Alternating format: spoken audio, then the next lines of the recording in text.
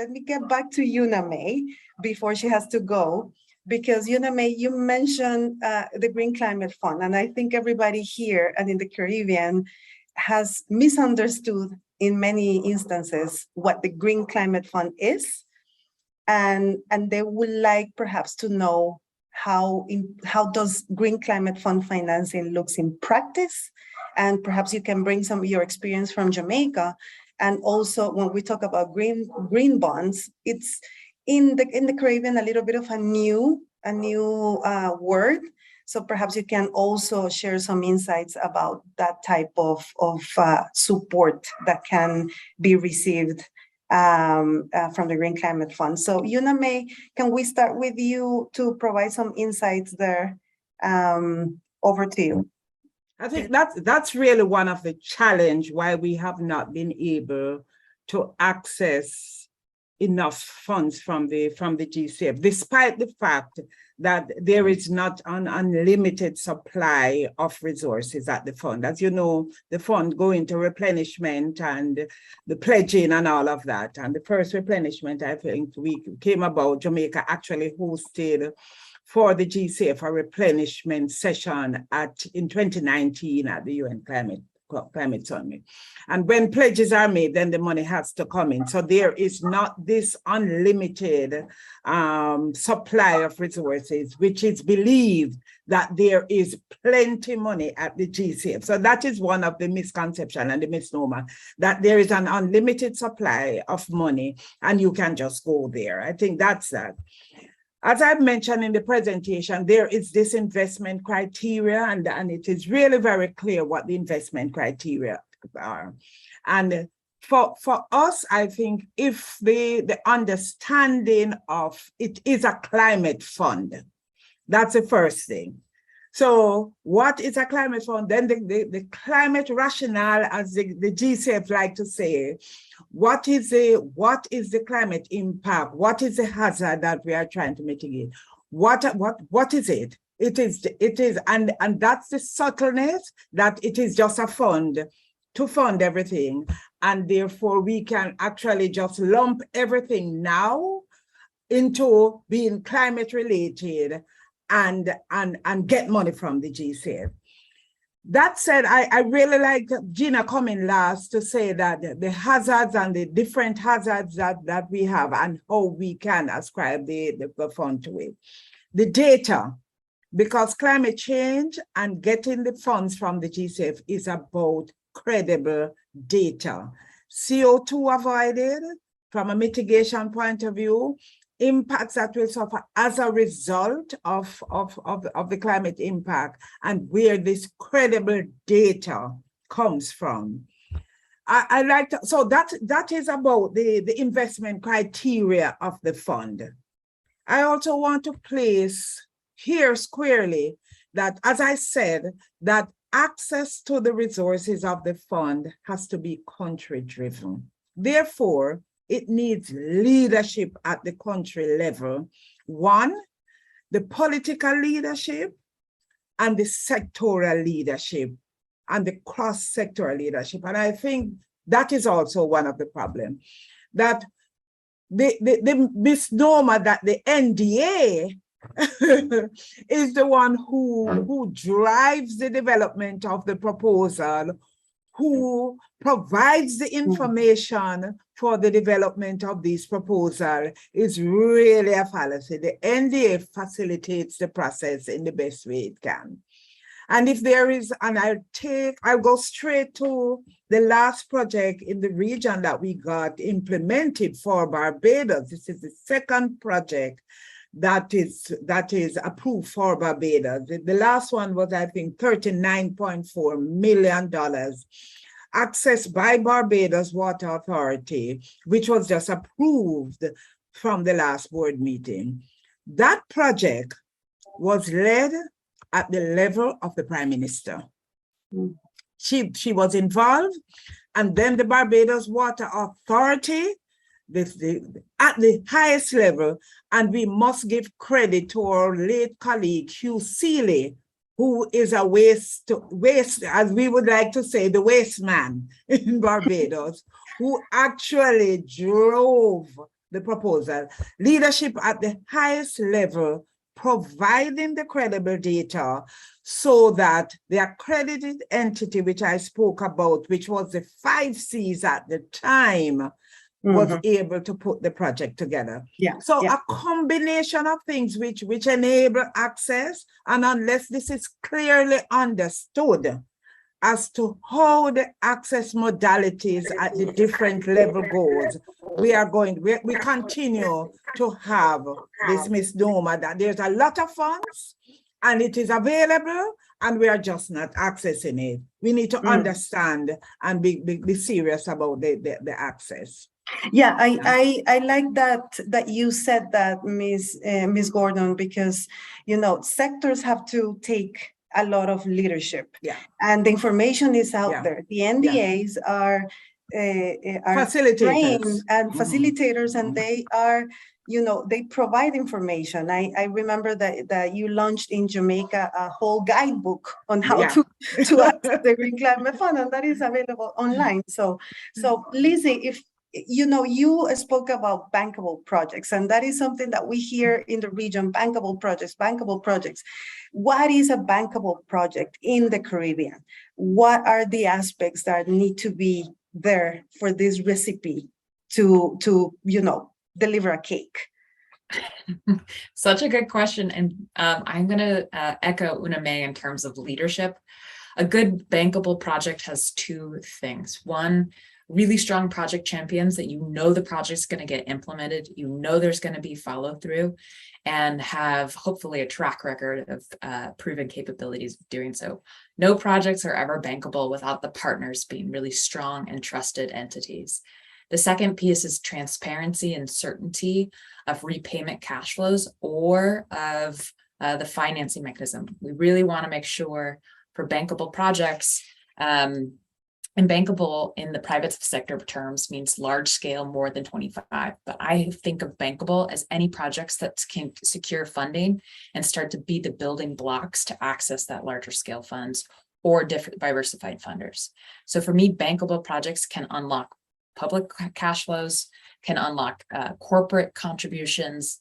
And really the essence there is that we are clear on the impact that this project's going to deliver, such that the beneficiaries see the value to them, and that can help us unlock certainty and consistency in terms of these cash flows. I think transparency, certainty, consistency, and trusted partners are the key criteria for a bankable project.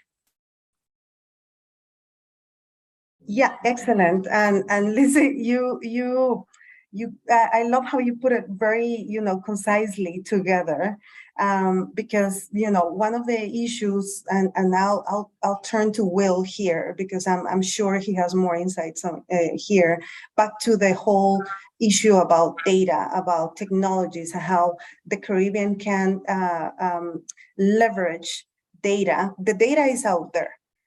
We always say with UNAME, the Caribbean has been studied out.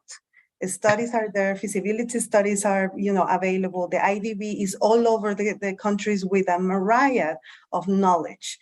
And then how do we bring that data into these, key projects? And Will, perhaps you can tell us a little bit about this mysterious green bond business for the countries.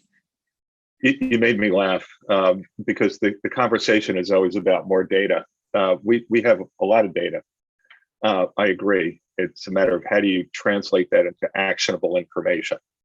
How do you take that data information to make your business case for bankable green infrastructure projects, and on a routine basis report on performance of that investment? And that's really key. And what I'm hearing more and more from the private sector is we're not sure if the dollar we invest really has an impact. And in a world of ESG, environmental, social, and governance reporting, that becomes ever more critical. So I believe there's absolutely a fabulous opportunity in Latin America, Caribbean, to rethink data collection and how the data are used for projects like this to really transform infrastructure from plumbing that would look familiar to the Romans to really where we need to be right now, which is green infrastructure, hybrid infrastructure, localized infrastructure that really can be sustainable and resilient. So, you know, I love the work that IDB is doing on this through their lab. They've, you know, I'm a little biased, but they've really been leading on this. And also a shout out to the NGOs that really do understand that their theory of change, their mission is going to have a bigger impact if they are a key stakeholder in the technology, in particular digital transformation. And I see that with TMC, I see it with WRI and WWF in particular, and a number of other NGOs that are out there. So the world is changing in a good way, at least, you know, this piece of the story here. So yeah, digital. I like That's that, it. Will. And you got us all nodding at you when you talked about NGOs, because really this is and I would like to drive your attention. We still have, you know, 150 people connected to this conversation. And a whole lot of questions are coming in about, you know, what's my role? What's the role of the NGOs? What's the role of the civil society? What's the role of the governments? How can we really tap into this infrastructure, climate finance or finance? And what can everybody do? And I like, Will, that you pointed out at the role that NGOs can take in generating that knowledge, and not only the international big ones like WRI that we all you know, love, but we have in the Caribbean also our regional NGOs and our national NGOs that are generating also knowledge. I don't know, Will, if you want to come back on that. I see you. Yeah, so the relationship between the private sector and NGOs has been around collective action and using that partnership to have a positive impact in watersheds. I'm seeing sort of this leveling of knowledge now around technologies where NGOs recognize that they can have a bigger impact through their partnerships by being in the middle of technology innovation. And that is just such an important stakeholder group to bring in. So now you've got entrepreneurs, you've got investors, you've got the private sector, you've got NGOs, public sector, academic institutions, really sort of converging around some of these big issues. And that's, I think that has a lot of potential. Yeah, you have to think a little bit as a value chain, and where do you fit Right. in that value chain in order to deliver those big projects that will help change lives in the Caribbean as of today. And Gina, everybody is really wanting to know how these products, and perhaps you can elaborate a little bit on the CRIF products for policy insurance. And I have a question here. Is CRIF planning to deal in any kind of way with the cumulative damages and effects from a smaller or increasingly frequent natural and climate-related events? I think everybody wants to know that, because we deal in the Caribbean with a lot of smaller but yet very damaging events that may not, you know, trigger sometimes the payouts of those very well thought out and structured products. So can you tell us a little bit of the thinking of CRIF for that demand? Sure. First of all, I do want to remind us that, you know, as I mentioned earlier, that CRIF wasn't meant to handle all kinds of events, you know, so for the smaller events, insurance is a very expensive way to deal with, you know, annual events, you know, so we're not even aiming to do that because it just doesn't make financial sense. However, having said that, for example, in our excess rainfall policy, you know, we have recognized and been in discussions with countries that a rainfall event that happens in, you know, the dry season It's very different from a rainfall event that happens if you just had one 2 weeks ago or 2 weeks before that. And so we're factoring those kinds of issues into our model. We're actually doing a model upgrade, which will be effective in the next year, which will take that into effect officially, within the modeling process. So we are constantly improving the models and developing new products to respond to the needs of our members. And similarly, we're developing a model for rainfall runoff. And this is particularly beneficial for our larger members, like Belize and in Central America. And we're hoping to get others as well, where their flooding issues, for example, are not caused only by rainfall that happens within their jurisdiction, but may be affected by rainfall that even happens in their neighboring country, and so this new model will address issues like that. Thank you, Gina. And Ms. May, before you go, we're right on the dot, and I would like to, there's a couple of questions that talk about capacity and training and how people can obtain more information on how to tackle or go about approaching the Green Climate Fund or the National Designated Authority.